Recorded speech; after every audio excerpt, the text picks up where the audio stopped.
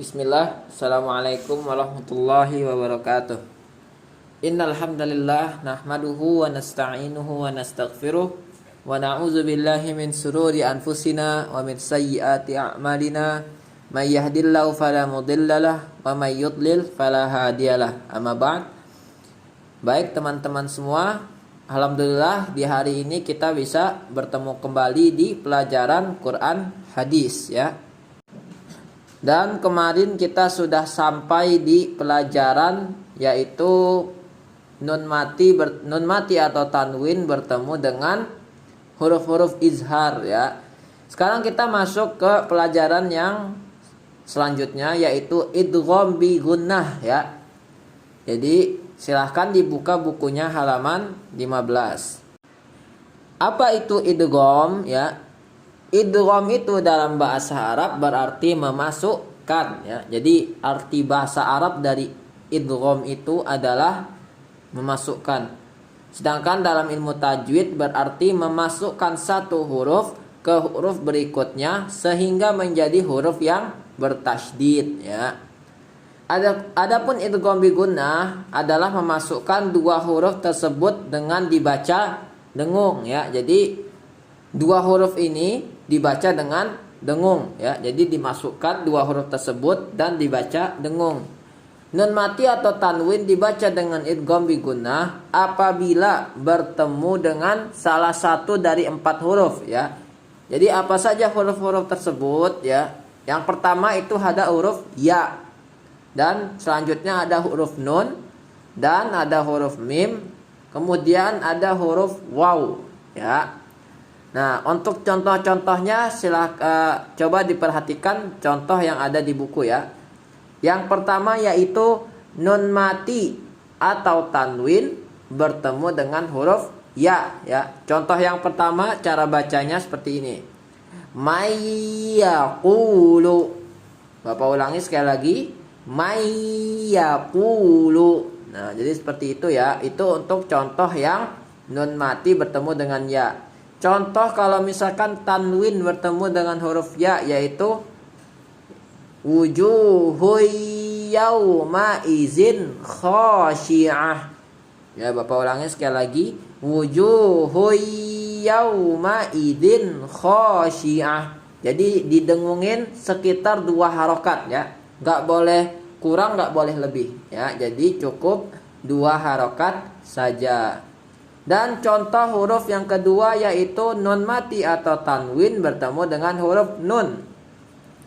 Ya, contoh yang pertama yaitu nun mati bertemu dengan huruf nun yaitu min nadhir. Bapak ulangi sekali lagi, min nadhir ya. Ada contoh berikutnya yaitu lan nudkhilaha. Lan nudkhilaha ya. Jadi dengungnya itu cukup 2 harokat saja ya. Jadi idgham bi gunnah ini mirip dengan tasydid ya. Cuman dia ada mempunyai beberapa huruf yang lainnya ya. Sedangkan kalau untuk yang tasydid berdengung itu hanya di huruf mim dan huruf nun. Sedangkan idgham bi gunnah mempunyai 4 huruf ya. Untuk contoh tanwin bertemu dengan huruf nun yaitu hittatun naghfir lakum. Hittatun naghfir lakum. Nah, jadi seperti itu ya. Jadi cukup 2 harokat saja dan tidak boleh lebih. Kalau misalkan lebih nanti bisa merubah maknanya. Untuk contoh huruf yang selanjutnya yaitu nun mati atau tanwin bertemu dengan huruf mim ya. Contoh yang pertama mimma lillah. Ya, Bapak ulangi sekali lagi. Mimma lillah. Ya, jadi cukup 2 harokat saja. Untuk contoh tanwin bertemu dengan huruf mim yaitu qaulum ma'ruf. Bapak ulangi sekali lagi. Qaulum ma'ruf. Ya, jadi seperti itu ya teman-teman ya. Jadi dia nggak boleh dibaca lebih dari 2 harokat ya. Jadi cukup 2 harokat saja. Untuk contoh huruf yang terakhir yaitu huruf nun mati atau tanwin bertemu dengan huruf wawu ya. Bagaimana contoh cara membacanya? Yang pertama, min waliyyin wala nasir ya. Jadi seperti itu ya teman-teman ya. Bapak ulangi sekali lagi, min waliyyin wala nasir ya. Jadi idgham bi gunnah ini mirip dengan tasydid ya. Karena idgham bi gunnah ini memasukkan huruf nun atau tanwinnya itu dimasukkan ke huruf selanjutnya. Karena dimasukkan itu akhirnya nun mati dan tanwinnya itu tidak tersebut atau tidak terdengar ya. Jadi seperti itu ya teman-teman ya.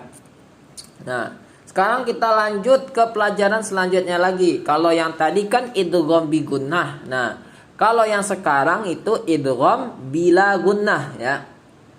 Apa itu idgham bila gunnah ya? Sama, idgham bi gunnah sama bila gunnah itu sama, cuman ada satu perbedaan ya. Nah, idgham bila gunnah adalah memasukkan satu huruf ke huruf berikutnya sehingga menjadi huruf yang bertasydid ya. Sama seperti idgham bi gunnah. Cuman perbedaannya yaitu kalau idgham bila gunnah itu tidak dibaca dengung. Jadi dia nggak ada dengungnya. Jadi bedanya sama idgham bi gunnah, kalau idgham bi gunnah ada dengungnya 2 harokat. Nah, kalau idgham bila gunnah itu tidak ada dengungnya ya. Jadi nun mati atau tanwin dibaca dengan idgham bila gunnah apabila bertemu dengan salah satu dari 2 huruf ya. Jadi kalau misalkan tadi idgham bi gunnah kan ada 4 huruf. Nah, kalau idgham bila gunnah itu mempunyai 2 huruf saja ya. Hurufnya huruf-huruf apa saja, yaitu huruf lam dan huruf ro ya. Jadi cuman 2 huruf saja. Contoh yang pertama yaitu untuk huruf ro, yaitu nun mati atau tanwin bertemu dengan huruf ro ya. Seperti apa contohnya? Yang pertama, mirrob bihim ya. Bapak ulangi sekali lagi, mirrob bihim ya. Jadi seperti itu ya teman-teman ya. Karena huruf nunnya itu masuk ke huruf ro dan menjadilah ro-nya itu bertasydid ya. Akhirnya dibaca dengan mirrob bihim dan tidak boleh ada dengung karena ini idgham bila gunnah. Jadi tidak boleh ada dengung. Jadi cukup ditasydidkan saja ya. Jadi contohnya Bapak ulangi sekali lagi, mirrob bihim ya. Jadi seperti itu ya teman-teman ya. Untuk contoh nun mati atau tanwin, untuk contoh tanwin bertemu dengan huruf ro yaitu min thamaratir rizqa. Bapak ulangi sekali lagi, min thamaratir rizqa ya. Jadi dia cukup dimasukkan saja ke huruf ro-nya tanpa harus didengungkan. Seperti itu ya teman-teman ya. Jadi tidak boleh ada dengung sedikit pun. Jadi cukup ditasydidkan saja ya. Untuk contoh ya nun mati atau tanwin bertemu dengan huruf lam ya. Contohnya yang pertama, min ladunhu ya. Jadi seperti itu ya teman-teman ya. Jadi huruf nun matinya itu tidak terdengar lagi karena huruf nun matinya itu masuk ke huruf lam.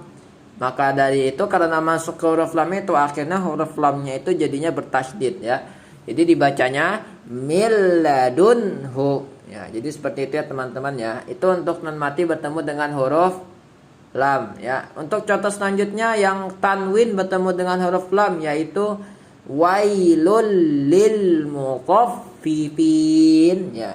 Jadi harusnya kan dibacanya wailun ya, karena idgham bila gunnah akhirnya huruf lunnya itu masuk ke huruf lam selanjutnya. Akhirnya lam yang selanjutnya itu bertasydid ya dan tidak boleh dibaca dengan dengung ya.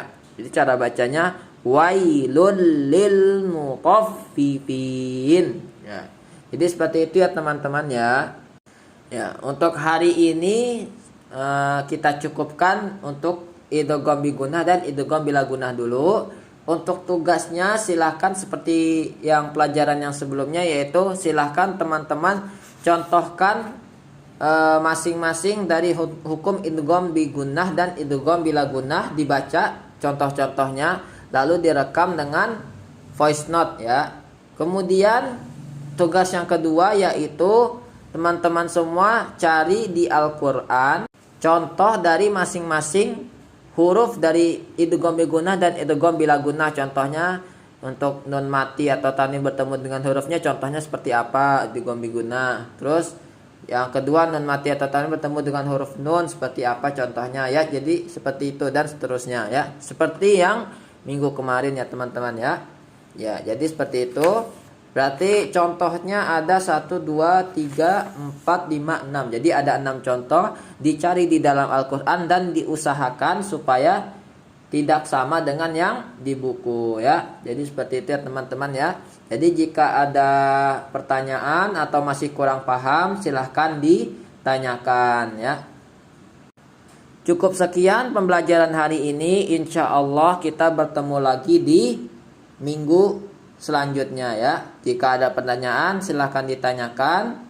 Ya, Bapak akhiri dengan doa kafaratul majelis. Subhanakallahumma wa bihamdika asyhadu alla ilaha illa anta astaghfiruka wa atubu ilaik.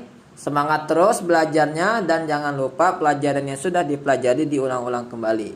Assalamualaikum warahmatullahi wabarakatuh.